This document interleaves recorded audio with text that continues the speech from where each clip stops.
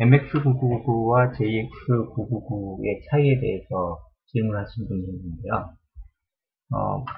쉽게 말해서 MX999는 우리가 부를 때 명세서 단위 특정 내역 청구 내역이라고 하고, JX999는 줄 단위 특정 내역이라고 부릅니다. 기타 특정 내역이죠.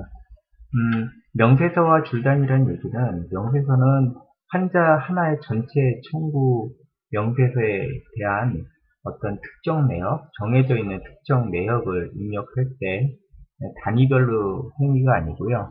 예를 들면 가장 큰 우리가 명세서 단위 특정 내역 MS로 MS, MT 이런 것들이 다 명세서 단위입니다. 그래서 이런 것들은 다 유형이 정해져 있죠.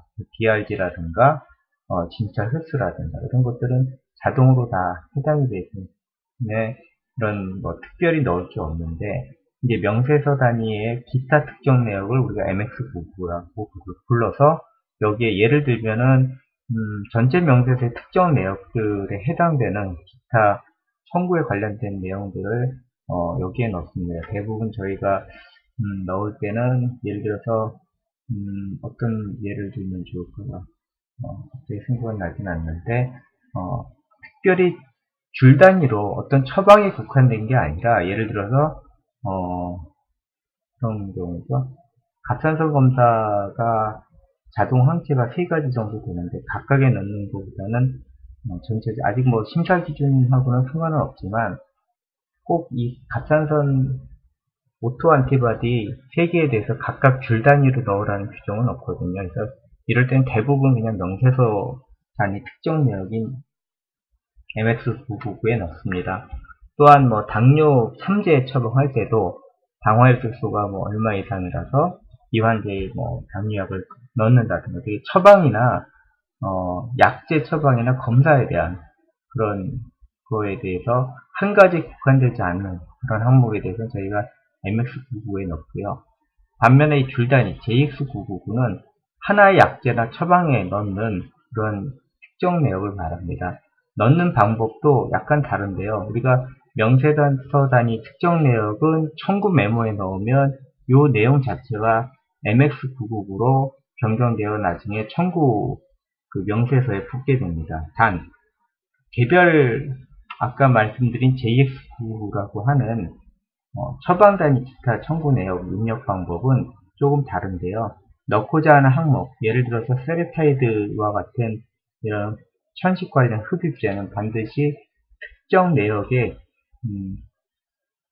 줄 단위, 이거 약제에 해당하는 기타 내역에다가 천식의 단계, 뭐 예를 들어서 부분 조절 천식 이런 식으로 해서 약제에 해당하는 겁니다. 약제에 대해서 이 약제 심사나 청구와 관련된, 또 요구하는 이 환자의 상태나 또는 검사 기준에 따라서 약을 쓸 때 효과사항이 있는지 또는 고지사항에 맞게끔 처방을 한다는 것을 심사 담당자한테 보여주기 위한 거라고 보시면 됩니다. 그래서 예를 들어서 뭐 간장용제, 무르사하고 UDCA, 그러니까 UDC하고 간장용제 2제 이상 처방이라든가, 또는 이제 그 인플루엔자 항바이러스제, 그 다음에 B형 간염 약제, 일단 그 한 가지 한 가지에 대한 처방 관련한 줄 단위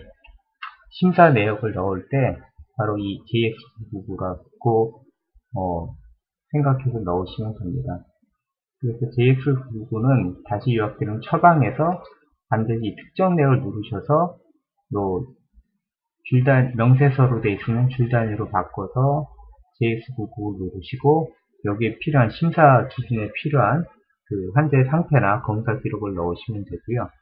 JX999 말고 MX999도 사실은 여기 이렇게 명세서에 들어가 있거든요. 그래서 여기서 넣어도 되지만, 보통 대부분의 차트들은 이 차트의 외래창에 청구 메모 기능이 따로 있기 때문에 저희도 청구 메모에 넣었습니다. 그리고 참고로 하나, 명세서 단위 특정 내역을 넣게 되면 이렇게 별표 표시가 붙고요. 만약 특정 내역이 없다고 하면 기존 특정 내역을 이제 삭제할 때는 딜리트를 누르시고 바로 완료를 누르시면 되는데, 꼭 완료를 누르셔야 됩니다. 이렇게 누르면 특정 내역이 사라지는 걸 볼 수가 있습니다. 이 부분도 참고할 만하고, 청구 메모는 이제 여러 가지 기능이 있지만 이전의 청구 메모의 리스트를 볼 수가 있고요. 청구 메모 리스트를 보고 선택을 할 수 있는 기능이라든가, 이 선택 청구 메모가 기본적으로 옵션이 되게끔 할 수 있는 그런 방법도 있습니다. 이런 것들을 사용하면 아마 요즘은 청구 명세서단이나 특정 내역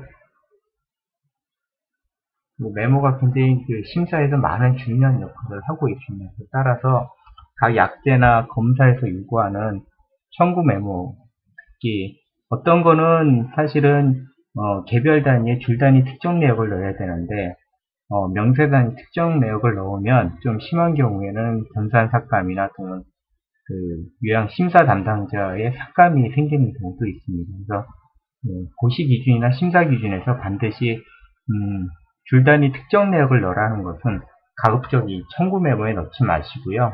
개별적으로 이 명세서 단위가 아닌 줄 단위의 특정 내역으로 넣는 게 좋습니다. 그런 경우가 이제 그 아까 말씀드린 천식약제라든가 또는 일부 특정 그 퀴놀론 제기 항생제 이런 것들에 대해서는 반드시 그 명세서 단위가 아닌 개별 약제 줄 단위 청구 내역 이렇게 청구 메모를 넣으면 좋겠습니다. 그리고 이지스 심사 프로그램에서는 사실 그 기존에는 이제 명세서 단위나 줄 단위 청구 내역 없이 심사 기준을 제공했는데요. 최근에 이제 청구 메모를 그 약제에 맞지 않게 아무거나 들어가도 사실 심사 기준에 넘어가는 그런 경우가 가끔 있으셔서 가급적이면 이것을 개별 약제에 대해서는 청구 메모 중에서 명세 단위 청구 메모를 지향을 하고 개별 줄 단위 청구 내역 명세서 단위가 아닌 줄 단위 특정 내역으로 들어가도록 그렇게 쓰시도록 유도하기 위해서 아마 심사 프로그램에서는 가급적 줄 단위 청구 메모로 유도를 많이 할 겁니다. 그래서 가급적이면 약제마다 조금 불편하셔도 완전한 그 완벽한 심사를 위해서는 불필요한 그 명세 단위 청구 메모를 좀 지양을 하고 개별 약제나 검사에 맞는 이 줄 단위 청구 메모를 기재하는 것이 심사에 훨씬 더 유리하다는 거 같이 한번 말씀을 드립니다.